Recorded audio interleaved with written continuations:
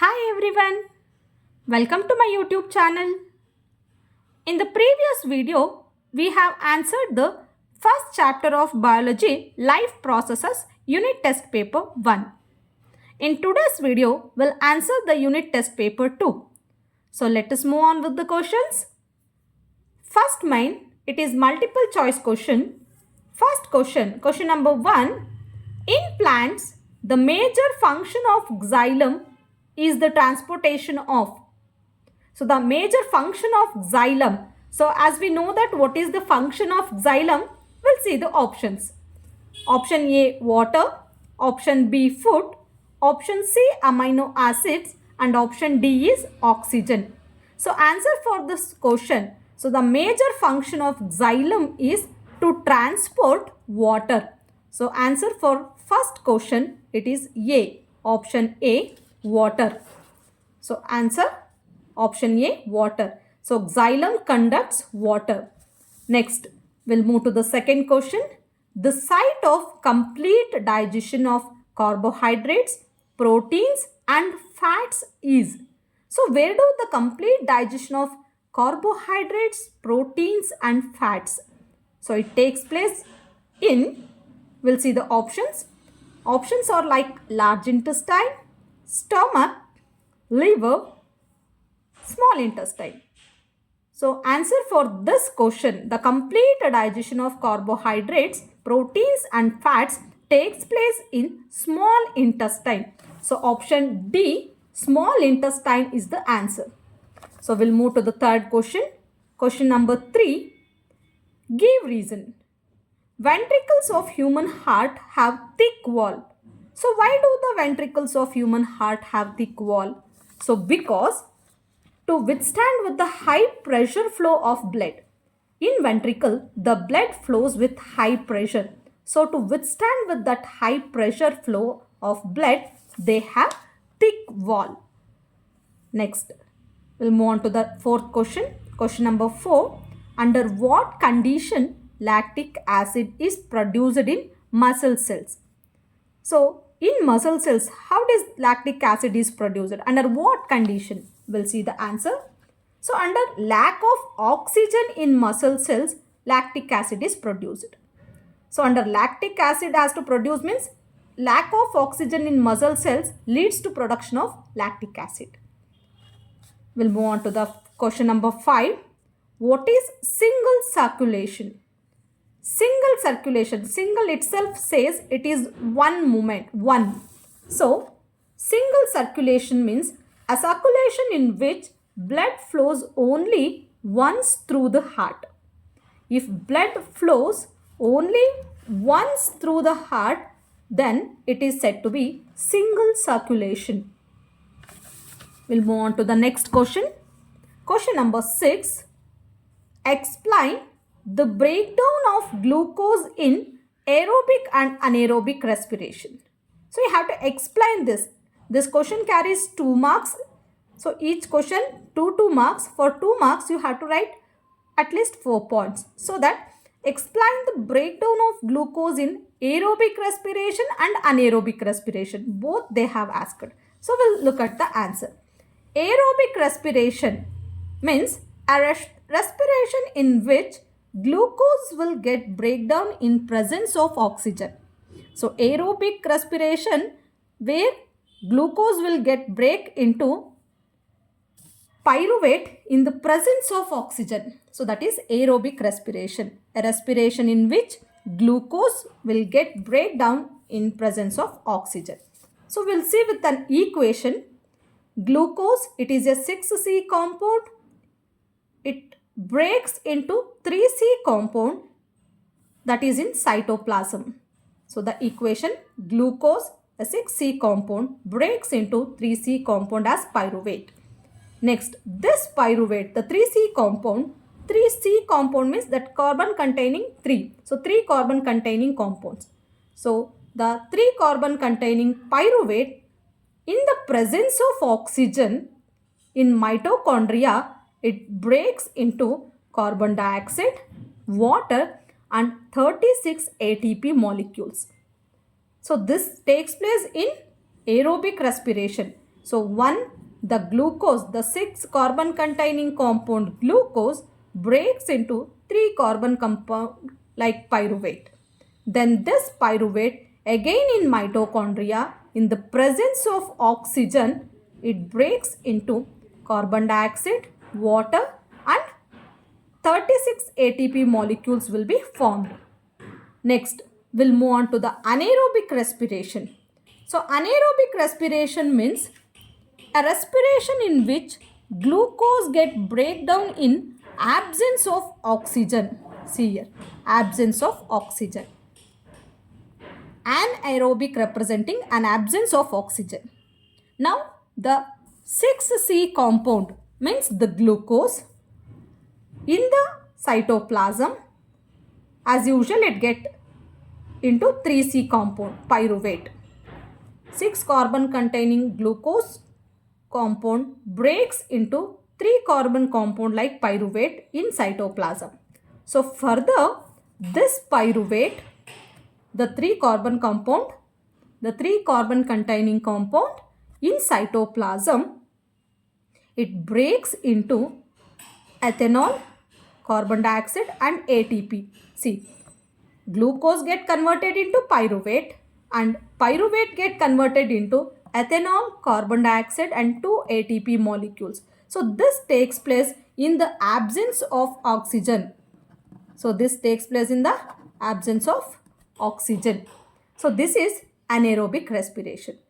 So for the question, explain the breakdown of glucose in aerobic and anaerobic means you have to explain that what is aerobic respiration. The respiration which takes place in the presence of oxygen, where glucose will be broken into pyruvate and the pyruvate get converted into carbon dioxide, water and 36 ATP molecules in the presence of oxygen.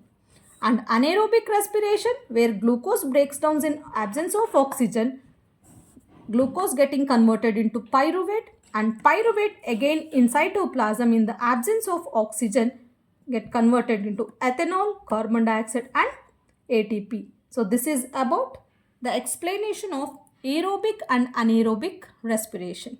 So let's move on with the next question. Question number 7.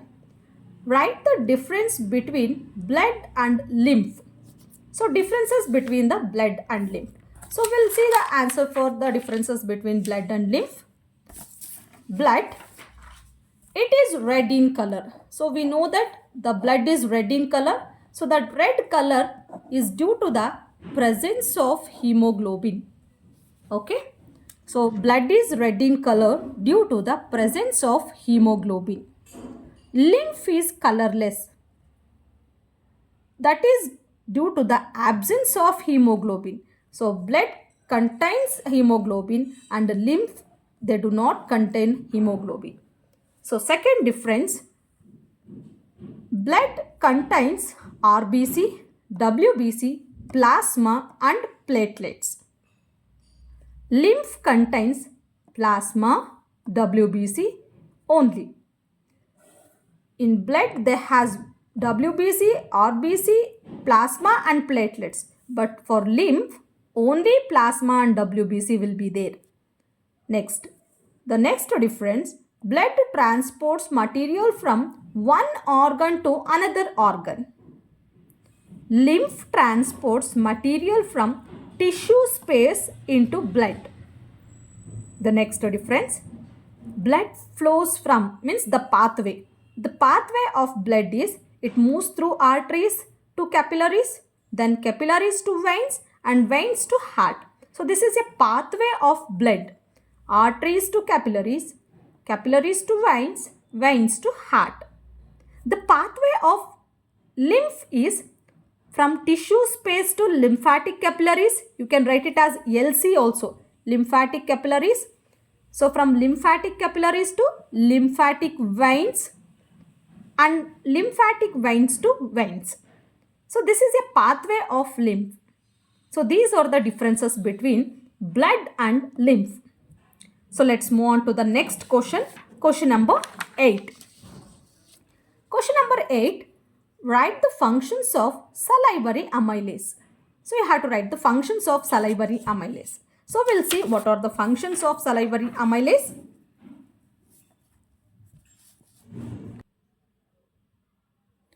Functions of salivary amylase. So it kills the harmful microorganisms, first function. Then it converts starch into glucose. Next, it will moist the food. Functions of salivary amylase. 1. It kills the harmful microorganisms. 2. It converts starch into glucose. And 3 is it will moist the food. So we'll move to the next question. Mention the events that occurs during photosynthesis. So what are the events going to be takes place during photosynthesis? We'll see one by one now. The events during photosynthesis are: the first one, absorption of sunlight by chlorophyll.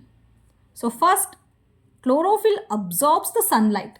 So the first event is absorption of sunlight by chlorophyll. Second one, after absorbing the sunlight or light energy, that light energy will be converted into chemical energy. Conversion of light energy into chemical energy. So second event is conversion of light energy into chemical energy. Then it splits the water molecules into hydrogen and oxygen. Conversion of light energy into chemical energy and splitting of water into hydrogen and oxygen. Then the third event, reduction of carbon dioxide to carbohydrates. So these are the events takes place during photosynthesis. The one, absorption of light energy by chlorophyll. Second one, conversion of that light energy into chemical energy and splitting of water into hydrogen and oxygen. Third one, reduction of carbon dioxide to carbohydrates. So we'll move on to the next question. That is, explain the methods of sub-question. 1. Oxygen supplied to the cells. Second question, release of carbon dioxide to the atmosphere from the cells during the process of transportation in humans. So you have to explain these methods. How this oxygen supplies to the cells? So we'll see first. Oxygen is taken by hemoglobin. So oxygen is taken by hemoglobin as it has affinity towards oxygen. So RBC will carry oxygen to each and every cell. So this is the first one. How the oxygen is supplied to the cells means oxygen is supplied to the cells by hemoglobin as it has affinity towards oxygen. The RBC will carry the oxygen to each and every cell. Second sub-question, release of carbon dioxide to the atmosphere from the cells during the process of transportation in humans. So how it happens means, as carbon dioxide is more soluble in water than oxygen, it is mostly transported in the dissolved form in the blood plasma. So blood plasma takes carbon dioxide and RBC will take oxygen. So we'll move to the next question, question number 10. Explain the process of digestion in stomach. So how do the digestion takes place in stomach? So we'll see. When food enters into the stomach expands. As it is a muscular organ, a soft muscular organ, a pouch-like structure, it expands. So when food enters into the stomach expands and gastric gland get activated. This gland secretes pepsin, HCl, hydrochloric acid, and mucus. So we'll see what is this function of the pepsin, HCl and mucus. Pepsin, it acts in acidic medium. So pepsin, it acts in acidic medium. It helps in digestion of protein. So pepsin helps in the digestion of proteins. Then HCl, hydrochloric acid, makes the medium acidic, means it creates the acidic medium.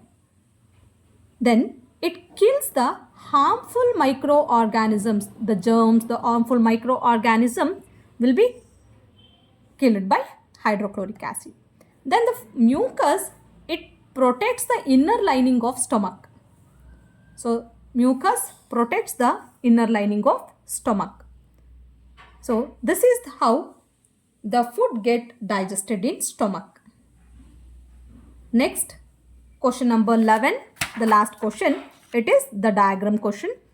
Draw a neat labeled diagram of human kidney. So you have to draw the neat label diagram of human kidney.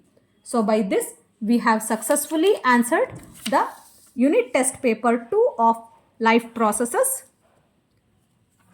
So in the next video, we'll answer the unit test paper 3. So till then, bye-bye. Still, those who have not subscribed my channel, please subscribe. Those who have subscribed, watch my video, like my video and share my video. Don't forget to press the bell icon to get the notification of next video. So thank you very much for watching.